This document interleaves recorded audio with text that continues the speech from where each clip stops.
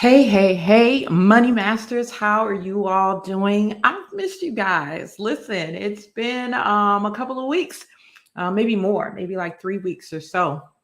But I am back. Welcome to the Wealth Seed. This is episode 12. My name is Lexi Johnson. I'm an international speaker, financial coach, advisor, and listen, servant of God. That is really the most important, right? And so today we are going to talk about God's money. Did you know that God has money? God's money. We're going to talk about that, what it is it still relevant today? All of this good stuff, right? But before we do, I am going to share with you a little bit about um, the mission trip that we went on, just like a minute. And then we're going to get into our crazy money story.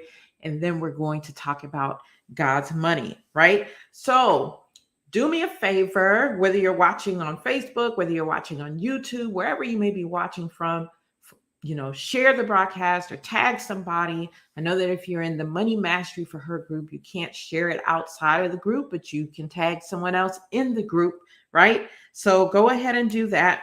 I am actually pulling up the broadcast in the group because I do not believe with StreamYard that I can actually see the comments that are coming um, in the group. So give me a moment to do that because y'all know I am not I'm not able to do two things at once. Now some of you all out there may be super talented in that, but not me, okay? I cannot do two things at once. All right. So, let's get going.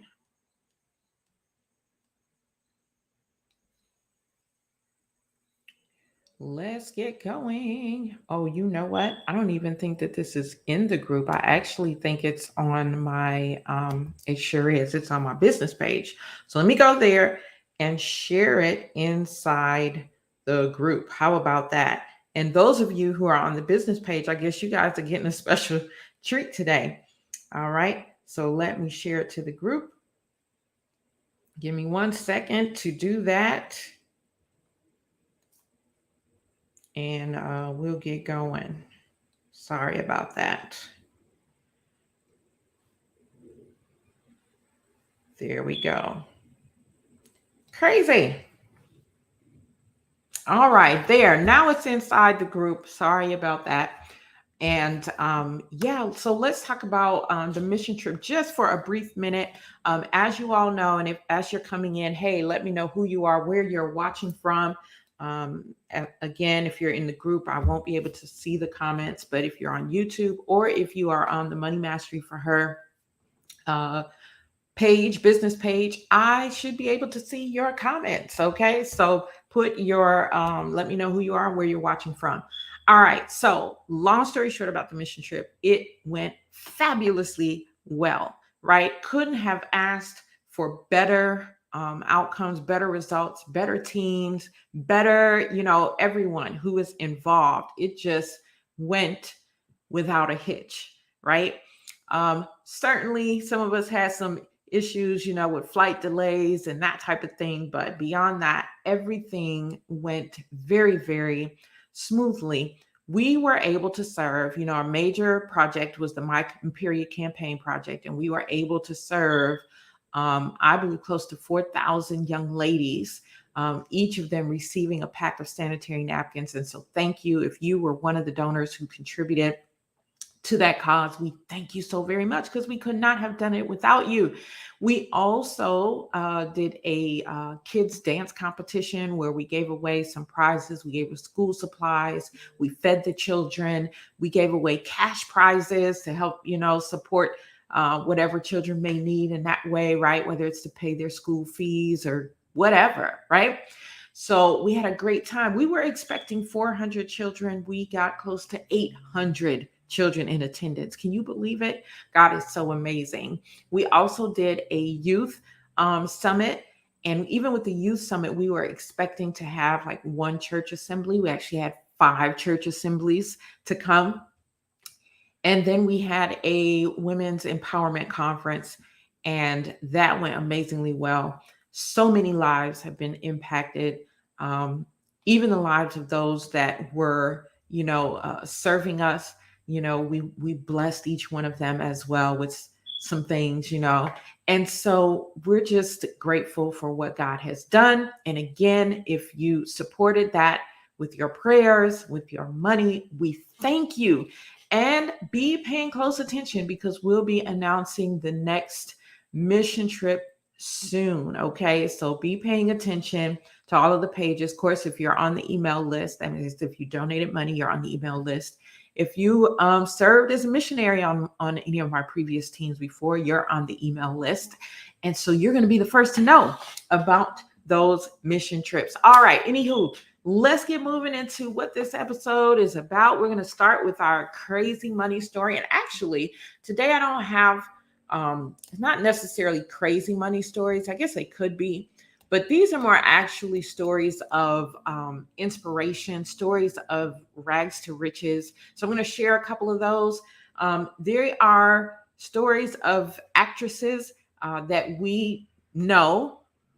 And the reason why I'm sharing this is because, and I'll talk more about this after I share their stories. The reason why I'm sharing this is because we have, sometimes we tend to think that there is a difference between somebody that we see out in the limelight and who we are, right? So I wanted to share these stories to let you know that many of these people that we see that are famous, that we deem as rich, a lot of them have had their starts just like us, right? Or a lot of them have encountered troubles, before, right? And have had to overcome things. So, what's the difference between them and us? We'll talk about that after I share the story. So, first actress that I want to share about is an actress who slept in a homeless shelter. Okay. Um, this actress struggled for some time. She desperately wanted to make it in Hollywood. She did seek like cheaper housing alternatives because I don't know if you all know, but the housing in California, my gosh, is obnoxious. Okay, it's obnoxious. So when people move there to try to pursue their dreams, like just about everyone, all of them may have a story of, being homeless or, living in some type of garage or something because it's just the cost of living there is just astronomical, right?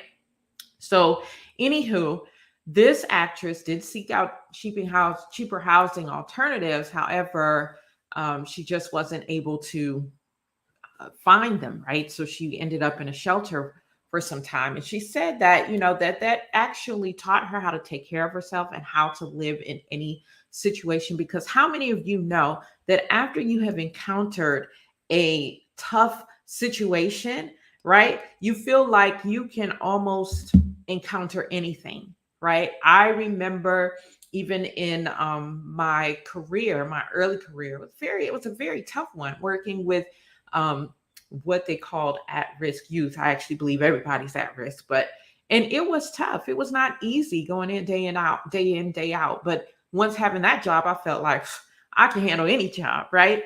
So the same with this actress. She felt like after being homeless for a while and struggling in that way, that she could live through any situation, right? And even if it meant going to a shelter for a period of time, she was willing to do so. See, some of us aren't, we look at those types of things and say, oh, I don't ever want to be in a shelter. And nobody ever wants to, right? But what are you willing to do sometimes to sacrifice? What sacrifices are you willing to make so that you can achieve your dreams? And it may not have to be um, as radical as living in a shelter, right? But some of us won't even give up homes that we can afford or that we can't afford to fulfill our dreams, right? Some of us have a problem giving up the home that we're living in and going to live in a smaller apartment for a time being, right? Just to be able to achieve our dreams. We're not able to let those things go. But anywho, let me get on with it. This actress now has a reported net worth of between 70 and 80 million dollars, and this actress is Halle Berry. Okay, some of you may have heard her story before. If you haven't, wow, did you think that she may have been somebody who would have gone through some struggles like this, right? So let's move on to our next actress.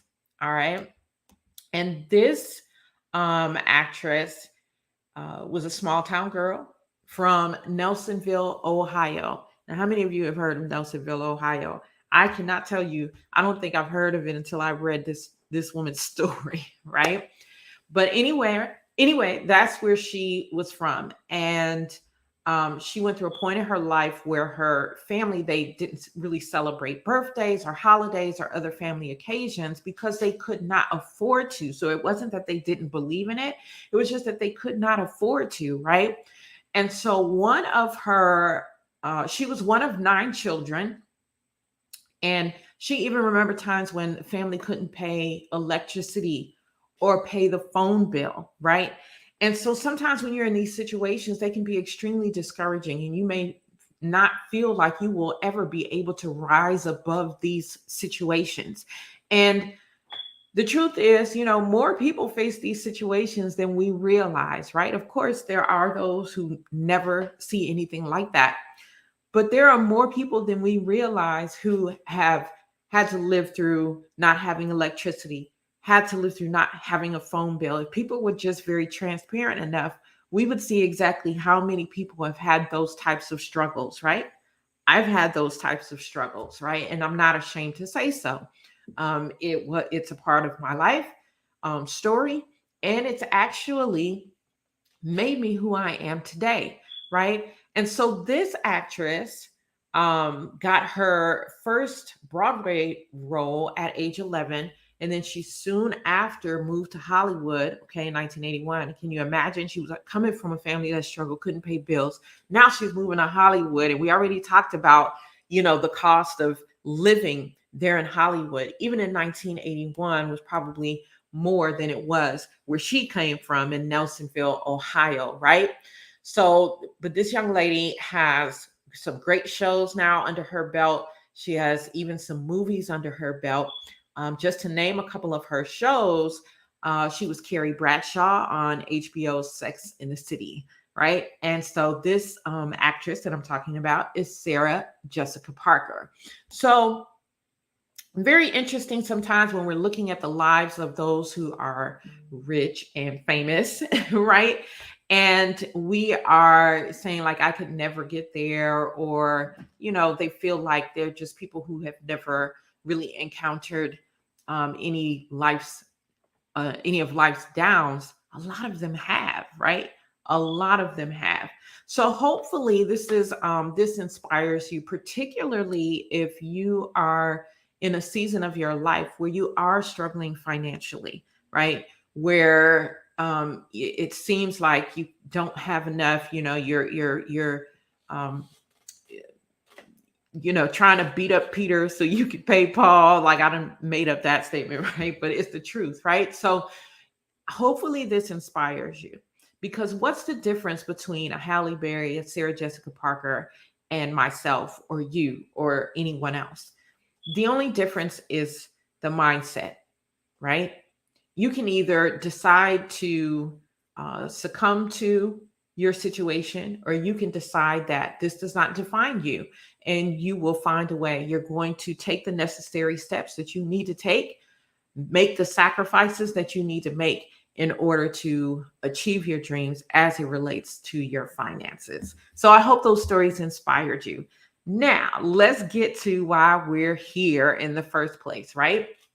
We want to talk about God's money. Yes, God's money. What is God's money? And is God's money still relevant today? What do you think my answers are going to be to those questions? Maybe I'll pause for a minute and give you some time to put down in the chat what you think, right? And so whether you're watching live or whether you're watching the replay, I want to hear from you.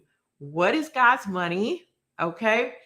And is it still relevant today, what do you think? What do you think I am going to say? What do you think? How do you think I am going to answer those questions? All right. So I think I've given you some time to put what you think in the chat, whether you're watching live or you're watching the replay. And so let's get into it. All right. All right. All right. Now, also, I'm going to give you some scriptures. So I want you to write down these scriptures as we go along as well. Okay. So that in case you can't look them up now while you're listening, you'll be able to look them up later on. So, first of all, what is God's money? Okay.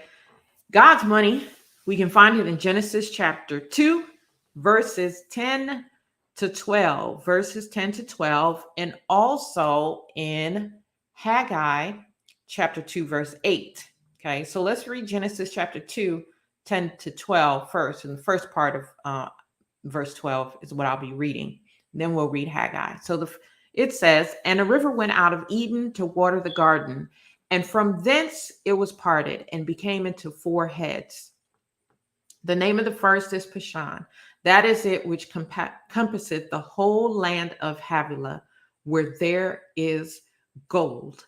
And the gold of that land is good."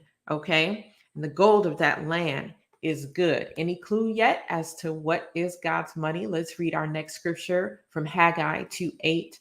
"The silver is mine, and the gold is mine, saith the Lord of hosts." Listen, gold and silver are products of God. Gold, silver, and other precious metals are products of God, like platinum,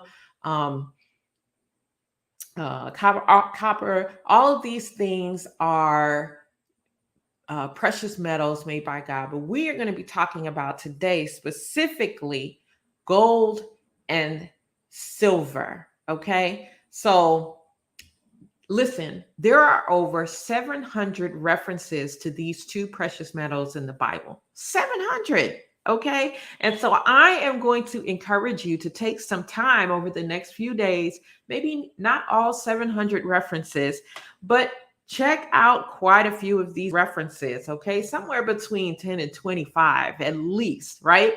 Go and check out how gold and silver are referred to in the Bible. So gold and silver are God's money. And is it still relevant today? You better believe that gold and silver are still very much relevant today. They were relevant and desired back then. They are relevant and should be desired now. I can't tell you if they're as desired as they used to be, and I'll tell you why that is in a moment. But gold and silver are also available in any culture, okay? In any culture. And again, this is God's money. The first reference to gold, as we read, was during the creation of the world, okay? That's what I read to you in Genesis, all right?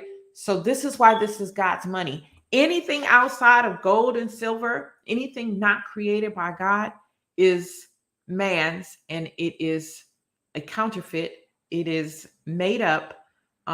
It is fake. What, Lexi? You mean the US dollar and cryptocurrencies and the yen and the SETI and the pesos and the whatever other things are out there, the pound, the whatever, all of these things are fakes? Yes, they are. Okay. For more reasons than one. Okay. So, number one, these things are man made. Now, listen, years ago, when the US dollar was created, it was actually backed by gold. It was actually backed by gold.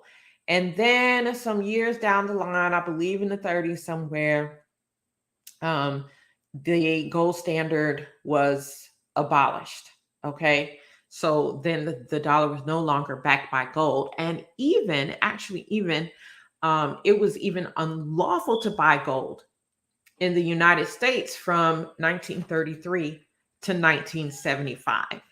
And as kingdom citizens, we have to pay much attention to these types of things, right? Because it's like, why would, okay, you abolished it, it's no longer the standard, the backbone of the dollar. Okay, the gold, it was no longer the standard for the dollar, but you outlawed it as well. Why would one do that? Fortunately, today we have the liberty to buy gold and silver. We're going to talk about that in a little bit, but gold and silver are God's money, and they're going to be here long after there are no dollars, yens, or whatever. If the world decides to shift all into digital currency, Bitcoin, Ethereum, all those types of things, and the dollar goes away, gold and silver will still be here. If cryptocurrencies go away and something else comes along, gold and silver will still be here. Gold and silver is God's money. It is not man-made. Okay? Does that make sense? Like, I could end the sermon right here, and I'm not preaching a sermon, but that should be enough to let you know, okay, this really matters, right? And how should this play a part in my finances, right? So we talked about the origin of it. Let's talk about just the value, the intrinsic value of gold and silver. All right. So 1 Corinthians chapter 3, verse 12 to 13. If any man build upon this foundation, gold, silver, precious stones, wood, hay, stubble, every man's work shall be made manifest, for the day shall declare it, because it shall be revealed by fire, and the fire shall try every man's work of what sort it is. So here we have Paul speaking, and he is highlighting gold and silver, and he's talking about its ability to withstand fire, right? And he's also likening it to, us as kingdom citizens being able to withstand the fire. But what he's talking about, these precious metals, they are unharmed, okay, when they're tried by the fire. In fact, they become even more refined and they become even more pure when tried by fire, okay? So you may have heard messages on the refiner's fire. You may have heard songs about the refiner's fire, and it talks about these precious metals that go into the fire and come out even more pure, come out, the process of taking all the sludge off the metals, all the dross, and then the metals becoming more pure, right? This is what Paul is talking about. And so this is a very powerful comparison between a man's, his journey in Christ, right? And the qualities of gold and silver. But of course, as we know, with man-made stuff, right? Poof. Okay. It can be put in the flames. Guess what's going to happen to that money? Yeah, it's going to burn up because it's paper, right? It is made up, right? And the coins, unfortunately, that we have today are not pure silver, or they're made up with, all kinds of stuff. And so them things, can burn up too. So gold and silver have this intrinsic value. They have an intrinsic value. Okay. And in ancient times, it would have been really strange to really refer to money as something other than gold and silver. Read those 700 references, read how they, did business. Gold and silver are synonymous with money. Okay. In the Hebrew, actually, there wasn't a word for money. Okay. Actually, what you find in the Bible is that money is actually a unit of weight in gold or in silver or in some other precious metal. Okay. So silver back then was used for like day-to-day purchases, and then gold was much more valuable than silver, not necessarily used for day-to-day, right? Because gold at that time was probably 20 times the value of silver. Okay. And it's also interesting to note that in the US, when it operated on the gold standard, an ounce of silver was worth about $1, and the ounce of gold was worth approximately $20. Okay. Gold and silver have been used not only not in just certain cultures, but throughout all cultures. Okay. So it doesn't matter where man is located on this earth, gold and silver are accessible and they are valued as wealth. Okay. One could almost say that God strategically put gold and silver throughout the world. Okay. Our God is an amazing God, right? And so now, what does this all have to do with, today and what we're going through? And how does gold and silver, how does that play a role in our finances today? Like, where does it fit, right?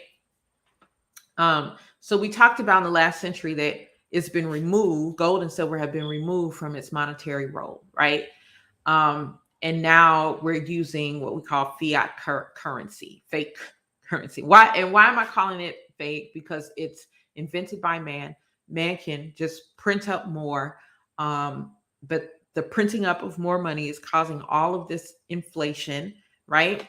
And I said this a couple years ago when we were in COVID and people were talking about, getting the stimulus checks. I said, when these stimulus checks start being put into the economy, we're going to pay for it some way or another.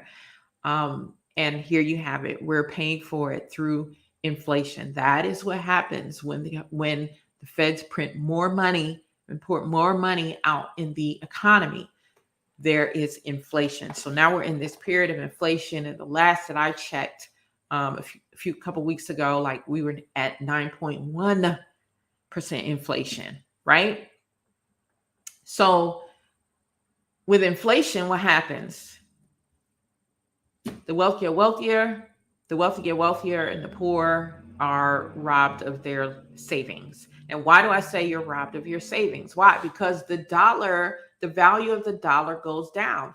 The more money that is printed and put into the economy, the less valuable the dollar is. Okay. So this is why, and I've said this a million times, when you walk into the grocery store and you used to pay $1 for your carton of eggs, and now you're paying $5 for your carton of eggs, right? So this is why this is happening. And the Bible says that God hates deceit and manipulation, right? And unfortunately, this is what is going on with our dollar. And I hesitate to say this because I don't want you to take it in the wrong way, but even with the stock market and things like that, right? Proverbs 11:1 says, a false balance is abomination to the Lord, but a just weight is his delight. Remember, weight in the Bible is referring to money because there was no Hebrew word for money, okay? So he says a false balance is an abomination to the Lord. So all of these man-made types of money that have been created, what does Proverbs say? It's an abomination to the Lord, right? A just weight and balance are the Lord's, and the weights of the bag are his work. Proverbs 16:11. Again, that word weight meaning money, okay? Gold and silver. All right. So gold and silver act as a balance, okay? When God created the world, he set fixed quantities for each of these metals so we wouldn't experience things like inflation or deflation. So with man-made stuff, this is why we have inflation or deflation, because there aren't fixed quantities. They can just make more, right? Out of thin air, they can just make more, right? So how does this fit into your finances today? Where does gold and silver play a part? Listen, if you are buying gold and silver in times like these, when there's high inflation and all of these types of things, gold and silver can act as a hedge. It's a protection against inflation, right? And so I'm almost I'm almost willing to say, and again, here, I don't know everybody's individual situation. So let me put this disclaimer out there right now. So I'm not telling you, how much gold and silver you need or this or that. I don't know, right? I don't know your personal situation, but should gold and silver be part of your financial portfolio? Absolutely, because it's a hedge, it is a protection when we are going through situations like this, right? And so, the um, gold and silver, um, some recommend, hey, it should be 10% of your financial portfolio, right? Some people say, okay, well, when is it a good time to buy gold and silver? Typically, the January through April is a good time to buy gold and silver, or anytime before August, which we're now in August. But listen, gold and silver are God's money. And so anytime is a good time to buy gold and silver. Are there better times in terms of pricing of gold and silver? Yes. But we should all be taking money and buying gold and silver. And I even say that, some of your emergency fund, or maybe a good portion of your emergency fund, should be in gold and silver. Now, hear me. When I say gold and silver, I'm not talking about gold and silver ETFs or investments. I am talking about the physical gold and silver, gold coins, gold bars, silver coins, silver bars, right? And right now, it's actually a great time to get silver. Why? Because it's inexpensive right now. See, gold right now, 1 ounce of gold is worth $1,795. Don't you wish you just had an ounce of gold? Do you have an ounce of gold? Some of y'all out there might have an ounce of gold. Okay. Pure gold. All right. That's what I'm talking about. I ain't talking about, some jewelry that's, been mixed. It's got certain carats. It's not pure gold, right? I'm talking about pure gold. You had an ounce of gold, 1 ounce. Okay, is $1,795. This is why we can say during times like these, it acts as a hedge of protection. Now, silver, on the other hand, now do I say purchase gold? Yes, purchase when you can. But silver right now is a little over $20, $20.59, $20.70, depending on where you get it from. And this is a great time to purchase silver. Robert Kiyosaki says, when the silver is at 20 something bucks, you need to back the truck up, okay, and get as much silver as you can. So yes, I believe that every month, okay, you should be putting up for your emergency fund. But a lot of that, I believe, should be purchasing silver and gold. And at this point in time, a lot of silver, right? Because it's inexpensive, and the price of silver is expected to rise over the next few years, right? And so if we encounter a time like this again, because listen, we kind of come out of one pandemic. In fact, the CDC now is saying that people don't even have to quarantine if they. It's crazy to me. That's another story. They're saying that you don't have to quarantine now if you have that old 19. And but now we're entering into something else. They got this whole monkeypox thing going on. And listen, after that, it's going to be something else. We don't know how these things are going to affect the economy. The dollar may be here, it may not be here. We may move to digital currency. Digital currency may have its run, and then it may be something else. But what we know as kingdom citizens is that gold and silver is God's money, and it will be here, right? It will be here. And so, therefore, it would behoove us as kingdom citizens to have gold and silver in our portfolios, because this is God's money. And remember, I'm talking about the actual gold and silver. Okay. Yeah. If you want to invest in gold and silver ETFs and mutual funds and things like that, that's great. You can do that. Not saying not to do it, but I'm saying you definitely need to have some physical gold and silver in your possession, so that we're in times like these. If you absolutely need to need to use it, you can, right? You can. And it's going to be worth more than that dollar. Okay? It's going to be worth more than that dollar. Can you believe that? 1 ounce of gold, $1,795 is what it's worth today. 1 ounce of gold, right? And even the silver, even though it's much, much lower, 1 ounce, $20 and some change. 1 ounce is worth $20 and some change, right? How much is an ounce of paper money? It just is what it is, right? And because of inflation, it's losing its value. So that's what I had to share for you all on God's money. I hope that this has been helpful. Let me know what you think down in the comments. Do you want to make?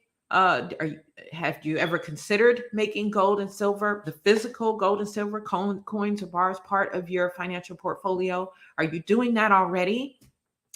If so, if you're doing that already, how are you doing that? Are you purchasing it monthly or every now and then? What are you doing? I just want to hear what people are doing. And of course, if you want to, learn a little bit more about it, then inbox me, whatever questions you have. I am happy to answer those questions. And I think that the next time I come with the next episode, we're going to talk about like where you can actually get coins and bars of pure gold and silver. All right. Peace. Oh, the Wealth Seed online course 2.0. The registration doors are open. Okay. So make sure that you secure your spot for the next 3 days, because it's been a while now that it's been set at the early bird registration. Investment is $249. Early bird registration is $149. You get a whole $100 off, right? And you have access to that early bird registration for 3 more days. All right. Get in where you fit in. And the great news is that if you need, even for financing even if you need it for the $149, you can do so with Afterpay. Click on the link that I have in the description to get registered for the course. Do not delay. After the 15th, it will go back to its original price of $249. We will be starting that class the first Thursday in September, learning how to create wealth, get our finances in order, and create wealth God's way, step by step, right? And I'm going to be showing you things in the Bible that's going to absolutely just blow your mind what God has to say about finances. So, anywho, now we're going to end. Have an amazing rest of your day, and we'll talk to you next time. Peace.